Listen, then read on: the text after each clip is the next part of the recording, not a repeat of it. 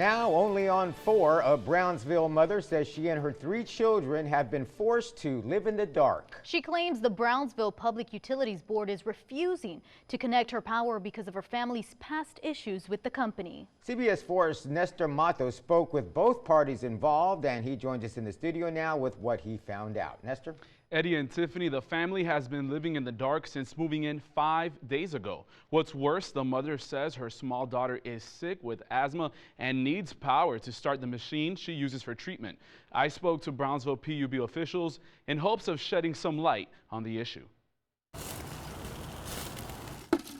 It's not a family barbecue, it is now their daily routine. Hilaria Alfaro says this is the only way she can cook for her 3 small children.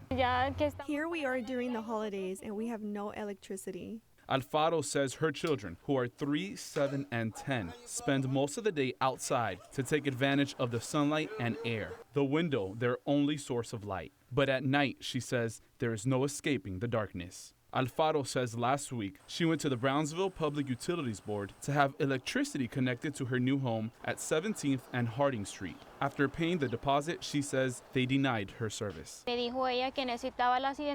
worker said she needed the IDs and information of all the adults living in the home, so if I couldn't pay, the other adults listed would be authorized to pay. She says the issue? Her father-in-law and brother-in-law, who she listed as adults living in the home, owed a previous balance to PUB. The landlady even said, the place is under your name. You're the one paying the bill. I don't understand. I went to Brownsville PUB's Public Relations Coordinator, Ryan Greenfeld, who says every case is confidential and unique. Do you guys normally do that?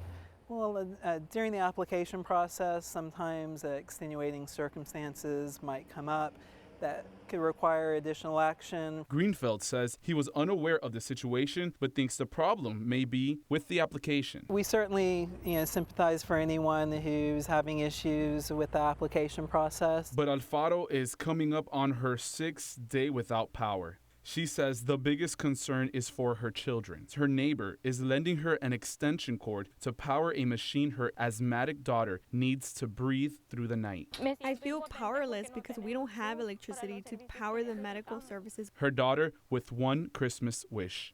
Is to have the lights on back. Alfaro says she's lived in Brownsville for 5 years and has never had an issue before. I spoke to Brownsville Mayor Tony Martinez, who is on the PUB board. He says he will review the case himself. He says he's confident they will help this family, Tiffany and Eddie, hopefully in time for Christmas, huh? In the studio, Nestor Matos, CBS 4 News and ValleyCentral.com.